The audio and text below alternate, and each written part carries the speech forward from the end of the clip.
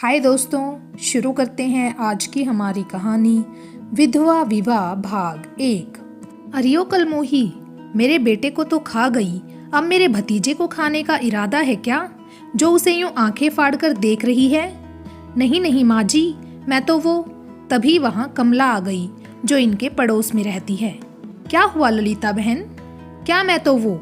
आंखें फाड़ फाड़ कर हमारे भतीजे को देख रही थी ये नासपीटी। ललिता घर के आंगन में बैठी हुई थी और वहां से चीख रही थी।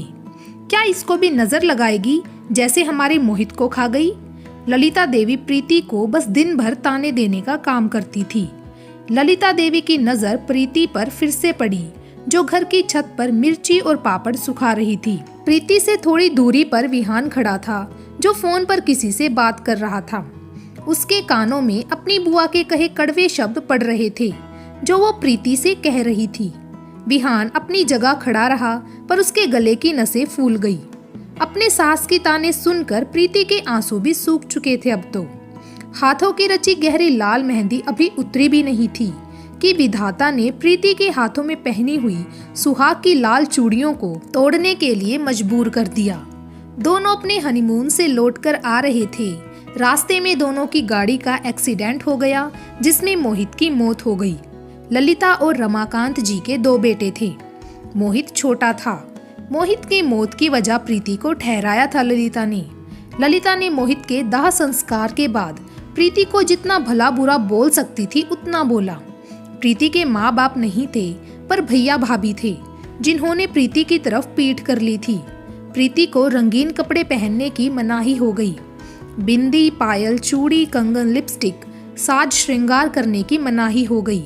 उसे सफेद साड़ी पहनने के लिए कहा गया। उसके लंबे घने काले बाल, जो उसकी कमर के नीचे तक आ रहे थे, उन पर कैंची चलाने की बात चली तो रमाकांत जी ने किसी तरह से अनर्थ होने से रोक दिया। प्रीति को हिदायतें दी गई कि उसे क्या खाना है, कहाँ सोना है। प्रीति को फर्श पर बिस्तर लगाकर सोने के लिए कहा गया। बिस्तर के नाम पर एक चटाई और चादर दी गई। घर वालों के लिए 56 भोग बनाने वाली प्रीति सिर्फ एक वक्त का खाना खाती थी, वो भी सात्विक उबले आलू, चाहे कड़ाके की ठंड ही क्यों ना पड़ रही हो। प्रीति को नीचे ही सोने की हिदायत दी गई थी। किसी पराये मर्द के सामने जाने की मनाही थी। प्रीति सिर्फ सफेद रंग की साड़ी पहन सकती थी, उसके अलावा दूसरा रंग पहनने की मनाही थी। घर से बाहर निकलना पाप था प्रीति के लिए। मायके तभी जा सकती थी जब उसके घर में कोई बीमार हो गया हो या फिर मर गया हो। सिर पर पल्लू रखकर रहना, साड़ी से पूरी तरह खुद को ढककर रखने की हिदायत दी गई। अरे अब क्या छत पर ही जम गई है? शाम हो रही है, रात का खाना बनाने तुम्हारी अम्मा आएगी ऊपर से। मोहित के पापा का काम से लौटकर आने का समय हो गया है, खाना कौन बनाएगा? अम्मा, बस हम जा ही रहे थे। प्रीति ने जल्दी से मिर्ची और पापड़ को वहीं छत पर ढककर रख दिया और सीढ़ियों से नीचे उतरकर सीधे रसोई घर में घुस गई। ऊपर छत पर विहान सीढ़ियों से जल्दी से उतरती हुई प्रीति को देख रहा था। गोरे रंग पर सफेद साड़ी बहुत फीकी सी लग रही थी, ना कोई साज श्रृंगार, फिर भी अजंता की मूरत लग रही थी। घनी पलकें आंखों की नमी को बहुत सहजता से छुपा रही थी अपनी आंखों तले। हल्की नीली आंखें जो बेहद आकर्षक लग रही थी, पर उन आंखों में उदासी भरी हुई थी। उम्र भी बस 20-21 साल थी और इस छोटी सी उम्र में विधवा हो गई थी प्रीति। 24 घंटे अपने सिर को पल्लू से ढककर चलती थी, जिसकी वजह से उसके लंबे बालों की चोटी दिखाई नहीं देती थी।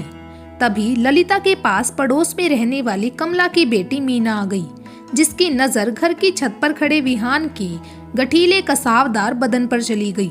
सांवला सा रंग, भूरी आंखें, सिर पर काले बाल जो हवा से उड़कर उसके माथे पर आ रहे थे। ऊंचे लंबे कद का मालिक कि कोई भी लड़की विहान को देखकर उस पर फ्लैट हो जाती। विहान छत से नीचे उतरकर आ गया और वहां से उन तीनों को बिना देखे घर से बाहर निकल गया। मीना बस विहान की पर्सनैलिटी देखकर आंखें फाड़कर घर से बाहर जाते हुए उसे देख रही थी। कमला और ललिता मीना को देखकर मुस्कुरा दी। है ना हमारा भतीजा, बिल्कुल हीरो की तरह। ये बात ललिता ने कमला को देखकर कही। मीना ने मुस्कुराते हुए अपना सिर झुका लिया। कमला, ललिता, हम अपनी मीना की शादी के लिए लड़का ढूंढ रही हैं, पर लगता है अब हमारी खोज तुम्हारे घर आकर खत्म हो गई है। ललिता, कमला, हमें भी तुम्हारी मीना अपने विहान के लिए भाग गई है। हम अपने भैया भाभी से बात करेंगे इस बारे में। कमला, तुम ऐसा करो, कल ही बात कर लो, क्योंकि हम चाहते हैं हम जल्दी से जल्दी अपनी बेटी के हाथ पीले कर दें। हमारी इकलौती बेटी है मीना, तुम्हारे भाई का घर भर देंगे हम, तुम चिंता मत करो। विहान अभी कुछ दिन यहाँ है, कल उसका इंटरव्यू है बनारस की बहुत बड़ी कंपनी में। अगर नौकरी लग गई तो हमारे विहान की महीने की 1-1.5 लाख तनख्वाह होगी नौकरी मिल जाने के बाद। मीना का तो मुंह खुला रह गया विहान की सैलरी सुनकर। वो दिन में ही सपने देखने लगी कि नौकर उसके आगे पीछे घूम रही हैं और वो महारानियों की तरह उनके ऊपर हुक्म चला रही है। अच्छा ललिता, हम अब चलते हैं, तुम अब अपने भैया भाभी से बात कर लेना। मीना की तंद्रा भंग हुई अपनी माँ की आवाज सुनकर। तुम चिंता मत करो, हम मोहित के बाबूजी से फोन करवाएंगे अपने भैया के पास। रात को खाना खाकर सब अपने अपने कमरों में चले गए। विहान अपने बेड पर लेटा हुआ था और छत को देख रहा था। किसी गहरी सोच में डूबा हुआ था विहान। अगली सुबह रसोई घर में प्रीति नाश्ता बना रही थी। गैस पर एक तरफ दूध गर्म हो रहा था भगोने में। अचानक से प्रीति की कोहनी लग गई उबल रहे दूध के भगोने से और दूध का भरा भगोना प्रीति के हाथ पर गिर गया। प्रीति दर्द से बुरी तरह तड़प उठी। अरे करमजली, हमारे भाग ही फूट गए थे उस दिन जिस दिन हम तुमको अपने घर की बहू बनाकर लाए थे। ललिता जी रसोई घर में आई तो दूध के भगोने को फर्श पर देखा तो गुस्से से लाल पीली होने लगी और प्रीति को मारने लगी। तभी शोर सुनकर विहान और रमाकांत जी रसोई घर में आए। ललिता जी प्रीति को मार रही थी। प्रीति का हाथ लाल पड़ गया गर्म दूध गिरने की वजह से। उसकी आंखों से आंसू झड़-झड़ कर बहने लगे। तभी विहान ने ललिता जी का हाथ पकड़ लिया और प्रीति की कलाई पकड़कर रसोई घर से बाहर ले आया। ललिता जी विहान को आंखें फाड़कर देखने लगी और रमाकांत जी बिना भाव के रसोई घर से बाहर निकल आए। विहान ने प्रीति की कलाई रसोई घर से बाहर निकलकर आंगन में आकर तब छोड़ दी जब विहान को आभास हुआ कि उसने प्रीति की कलाई पकड़कर प्रीति की मुश्किलें और बढ़ा दी हैं, क्योंकि ललिता जी दोनों को जिस तरह देख रही थी उससे साफ पता चल रहा था कि ललिता जी विहान से ज्यादा प्रीति से नाराज थी। ललिता जी के नथुने गुस्से से फूल रहे थे।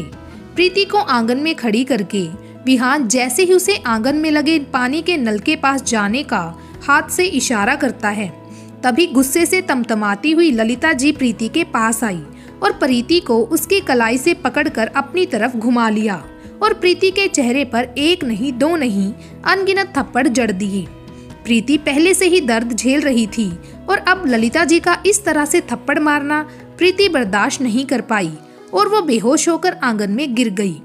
बुआ, विहान तेज आवाज में ललिता जी से बोला। बुआ, ये कोई पत्थर की बनी नहीं हुई है जो इन पर इतना जुल्म ढा रही हैं आप। थोड़ा सा तो रहम करिए इन पर। क्यों इन्हें हर रोज थोड़ा थोड़ा करके मार रही हैं? एक बार में ही क्यों नहीं मार देती इन्हें आप? रोज रोज की इस परेशानी से छुटकारा मिल जाएगा इनको। विहान का प्रीति की तरफ से बात करना ललिता जी को बिल्कुल अच्छा नहीं लगा। हाँ, हम ही बुरे हैं तुम सबकी नजरों में और ये महारानी सबकी नजरों में दया की पात्र है। हमने अपना जवान बेटा खोया है और सिर्फ इस मनहूस की वजह से। ललिता जी अपनी छाती पीट पीट कर दहाड़े मार मार कर रोने लगी। बुआ, अगर आपने अपना बेटा खोया है तो इन्होंने अपने पति को खोया है। इनका दर्द भी आपके जितना है। आपको तो इन्हें अपने आंचल में छुपा लेना चाहिए था जब भरी जवानी में इन्होंने अपने पति को खो दिया, पर आप तो इन्हें जीते जी मार रही हैं हर रोज अपने तानों से। विहान की बातें ललिता जी की सोच को किसी और दिशा में ले जा रही थी। तुम किस लिए इसकी इतनी तरफदारी कर रहे हो लल्ला? जरा हमको भी बताओ, आखिर ये चक्कर क्या है? ललिता जी गुस्से में क्या कह रही थी उन्हें खुद ही पता नहीं चल रहा था। कहीं इसने तुम्हें अपने प्रेम के जाल में तो नहीं फांस लिया है? ललिता जी विहान को देखकर इस बात पर मोहर लगाने की कोशिश कर रही थी कि जो वो कह रही हैं वो सच है। विहान और रमाकांत जी हैरानी से ललिता को देख रहे थे। फूफा जी, मैं इंटरव्यू देने के लिए जा रहा हूँ, कहकर विहान वहाँ से बिना खाए पिए चला गया। पर ललिता को जिस तरह से देखा और उसके हाथ की मुट्ठियां जिस तरह से बंद थी, उसे देखकर साफ पता चल रहा था कि विहान किस हद तक अपने गुस्से को पी रहा था। रमाकांत जी प्रीति के पास गए उसे उठाने के लिए तो ललिता गुस्से से चीखी, खबरदार मोहित के पापा, अगर आपने इसे यहाँ से उठाया तो हमारा मरी का मुंह देखेंगे आप। पर ललिता बहू को इस वक्त इलाज की जरूरत है। गर्मी का महीना चल रहा है, क्या चिलचिलाती धूप में रहेगी यहाँ बाहर आंगन में? हमें कुछ पता नहीं, पर अगर आप इसे यहाँ से उठाकर अंदर लेकर गए तो हमसे बुरा कोई नहीं होगा, समझे? ललिता जी गुस्से से कांप रही थी। ललिता, तुम्हारा ये बेमतलब का हट एक दिन इस बच्ची की जान ले लेगा। शायद उस दिन तुम समझोगी जान की कीमत क्या होती है। रमाकांत जी बेबस से होकर अपनी पत्नी की जिद को देख रहे थे। उन्होंने ललिता के मना करने के बावजूद प्रीति को अपनी बेटी समझकर उसे अपनी गोद में उठाया और उसे उसके कमरे में ले जाकर चटाई पर सुला दिया। ललिता जी जोर जोर से रोने लगी। हाय रे, इस लड़की ने हमसे हमारे पति और भतीजे को भी छीन लिया है। अब हम किसके सहारे जिएंगे? ललिता अपने कमरे में जाकर जोर जोर से दहाड़े मार कर रोने लगी। आस पड़ोस वाले सभी लोग कान लगाकर ललिता जी के रोने की आवाज सुनने लगे। उधर विहान इंटरव्यू देने के लिए बैठा हुआ था। उससे सवाल जवाब कर रहे थे जो इंटरव्यू ले रहे थे, पर इंटरव्यू देते हुए उसका ध्यान प्रीति की हालत पर चला जाता है। Mister Vihan, are you okay? Interview लेने वाले एक मेंबर ने कहा। विहान तुरंत हरकत में आ गया और उसने पूरे आत्मविश्वास से कहा, sir I am totally fine. Interview लेने वाले पैनल के सभी मेंबर्स विहान के विचार और सवालों के जवाब सुनकर बहुत प्रभावित हुए। मिस्टर विहान, ये जॉब आपको दी जाती है। आपकी क्वालिफिकेशन इस पोस्ट के लिए बिल्कुल पर्याप्त हैं। आप में वो सब क्वालिटीज हैं जो हमें इस पोस्ट के लिए चाहिए थी। आज से आप इस टेक्सटाइल कंपनी के CEO की पोस्ट पर होंगे। हम आपसे उम्मीद करते हैं कि आप अपनी लगन और मेहनत से इस कंपनी को आसमान की बुलंदियों तक पहुंचाएंगे। विहान ने मुस्कुराते हुए सबसे हाथ मिलाया। मैं पूरी लगन और मेहनत से अपनी जिम्मेदारियों को निभाऊंगा। आप बाहर जाकर अपना अपॉइंटमेंट लेटर ले लीजिए और कल से अपनी कुर्सी संभालिए। नौकरी मिलने से विहान के चेहरे की रौनक और बढ़ गई, पर प्रीति की हालत याद आते ही उसके माथे की नसें तन गई। प्रीति अभी भी बेहोश थी। उसका हाथ पूरे का पूरा लाल पड़ गया था। माथा छूकर देखा तो उसे बुखार भी था। रमाकांत जी उसकी हालत देखकर लगभग रो ही पड़े। बिटिया, हमें माफ कर दो, हम तुम्हारे लिए कुछ नहीं कर पा रहे हैं। तुम इस घर की छोटी बहू हो, फिर भी तुम्हें वो इज्जत हमारे घर में नहीं मिल पा रही है जिसकी तुम हकदार हो। मोहित की मौत के जिम्मेदार तुम नहीं हो। ये बात हम ललिता को समझा समझा कर थक गए हैं, पर वो अपने बेटे का वियोग बर्दाश्त नहीं कर पा रही है। तुम पर दुखों का पहाड़ टूट गया है और हम चुपचाप सब कुछ देख रहे हैं। हम चाहते हैं तुम यहाँ से चली जाओ, कहीं बहुत दूर, जहाँ तुम सुख से रह पाओ। हम तो चाहते हैं हम तुम्हारा पुनर्विवाह करवा दें। अभी तुम्हारी उम्र रोने धोने की नहीं है, हंसने बोलने खेलने की है। पर तुम्हारे लिए ऐसा लड़का चाहिए जो तुम्हें खुश रख सके। रमाकांत जी प्रीति की हालत देखकर अब फूट फूट कर रो पड़े। वो वहां से उठकर जाने लगे तो एक बार पीछे मुड़कर प्रीति को देखने लगे जो अब भी बेहोश थी। अब हम तुम्हें यहाँ नहीं रहने देंगे, हम तुम्हारा पुनर्विवाह करवाएंगे, फिर चाहे हमें ललिता के सामने ही क्यों ना खड़ा होना पड़े। हम अब तुम्हें और रोते हुए नहीं देख सकते हैं। हम अब कुछ ऐसा करते हैं तुम्हारे वास्ते।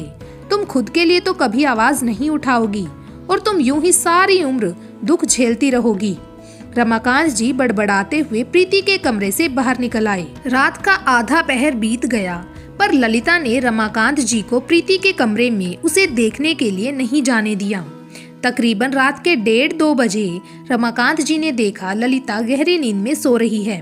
वो चुपके से उठे और दबे पांव अपने कमरे की किवाड़ खोलकर वो कमरे से बाहर आ गई। कमरे के किवाड़ को धीरे से बंद कर दिया। रमाकांत जी प्रीति के कमरे की तरफ चले गए। जैसे ही प्रीति के कमरे के पास गए, देखा प्रीति के कमरे का दरवाजा खुला था।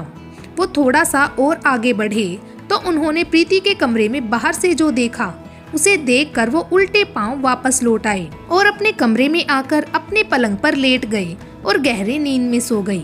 चेहरे पर निश्चित भाव दिखाई दे रहे थे। आखिर उन्होंने ऐसा क्या देखा कमरे में जो उनके चेहरे पर शांति के भाव आ गए, वो हम जानेंगे कल के भाग में। तब तक के लिए थैंक यू।